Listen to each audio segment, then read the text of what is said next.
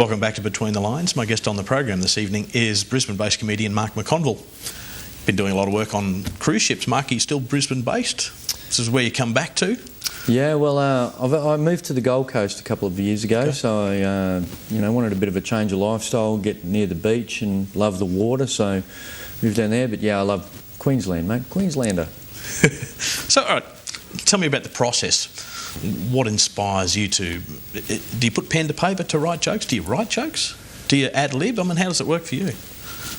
Everyday life is the best source of material. Is it the Seinfeld principle of comedy? Well, yeah. But I guess it's been done plenty more times before that guy came around, though, isn't it? Oh, for sure. Yeah. Oh, for sure. But the thing about Seinfeld is technically a great writer, you know, and there's a technical way to write a joke for stand-up, you know, and this is what the guys taught me is basically you're on stage for a certain amount of time, say 20 minutes, and you want to spend this much time giving them information and this much time giving them funny stuff, you know, so you've got your setup, make it as short as possible, then the punchline, and then you know, laugh, and then you want to tag the punchline with something funny, and then hopefully tag the tag, so you can get 3 laughs out of the one setup, ideally, you know. And there's certain guys that have the ability to be able to, you know, you can sit them in a room and put a coffee mug on the table and say, write a joke about that, and you'll come back in an hour and they'll have 3 jokes and they'll say, pick the best one. And I'm in awe of that talent, because that is a skill and a talent that I unfortunately, you know, that's not my forte. I'll go through, you know, just living my everyday life, and then something will happen, or I'll see something happen with friends of mine, and I'll go, oh, that's funny, that's got to be shared on stage, and I'll slot it into the act that way. And relationships is such good cannon fodder for comedians, because when you're standing on stage in front of a couple of hundred people, you want to try and strike a chord with as many people as you can. Yeah.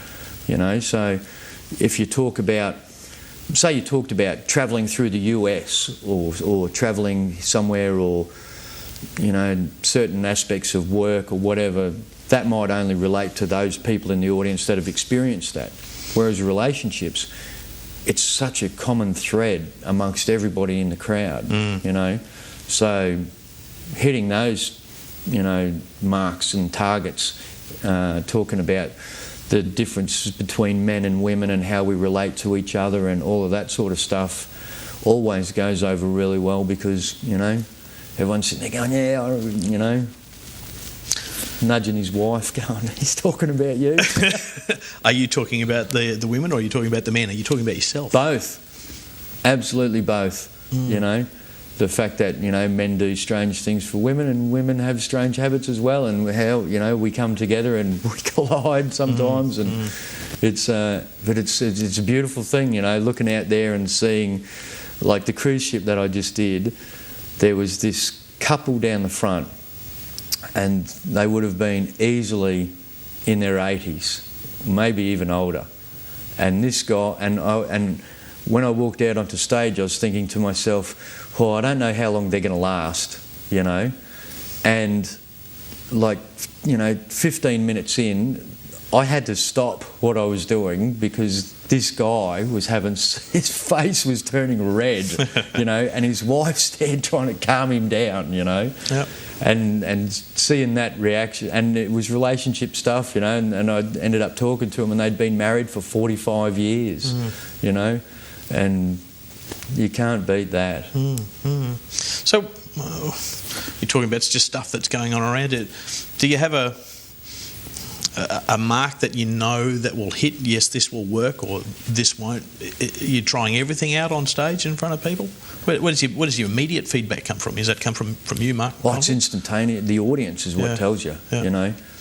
It's pretty simple as a comedian. There's only one creed: make them laugh. You know, make them laugh. That's your job. And it's instantaneous. They're either laughing or they're not. So you take everything to the stage and try everything out that you come up with? Yes and no. You get to, when you're first starting out, definitely. Yeah. You know, the first few years, every time you walk out there is experimentation.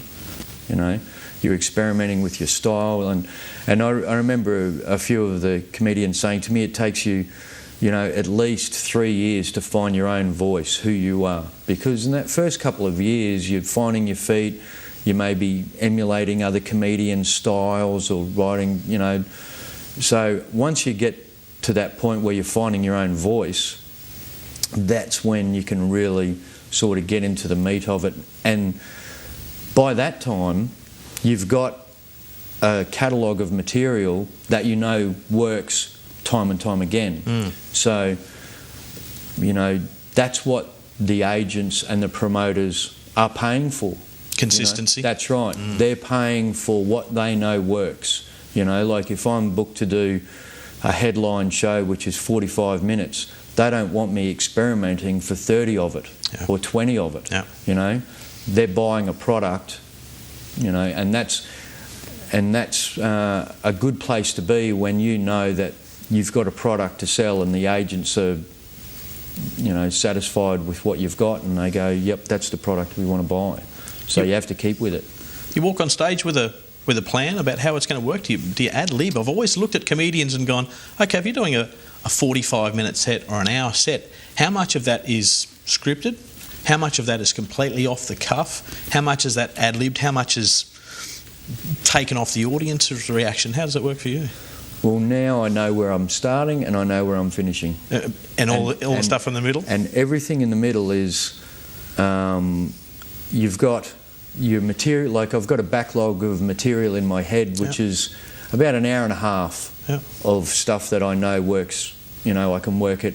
And the thing is, you want material that works, you know, in Brisbane, in Sydney, in Melbourne, in Roma, on a cruise ship, in Darwin, in Weipa, wherever you go. So once you've got that, it's a safety net. You know, so I go, all right, we'll start here. And then, you know, if I think I'm going to start talking about reality TV and you might start a bit about that and they like it, well, I go, okay, well, I've got another 10 minutes on that, so I'll keep going down that path. Yeah, okay. And if they don't like the first bit, I'll switch to something else, you know. Might talk about, you know, a lot of comics talk about flying, you know, so I might start with, you know, on a bit like that, and once again, if they like it, you know, do all of that. I think you almost imitated a fisherman throwing a line in then and then pulling it back because he wasn't getting a bite and changed the bait and try it again. That's exactly, and the beauty is, we're talking about improvisation, is some of the best moments in a comedy show are improvised moments with the audience where, like that guy on the cruise ship, you know, I wasn't getting the laughs from saying anything. You know, the audience, there was 400 people in this room and they were laughing at the fact that I'd stopped my show to make sure this guy was okay. Yes. You know? So the gentleman down the front didn't have a heart attack on your watch. You know? And the entire audience thought it was hilarious. And they're the beautiful moments that you can't make that. You know, because that guy's not always going to be there, you know. So the people that saw that show will walk away going, that was a one-off. You know, that moment was a one-off. And they're the really special moments that you get. Yeah, all right. You're watching Between the Lines. My guest on the program this evening is Mark McConville. I'm Sean Bindley, and we'll be back after the break.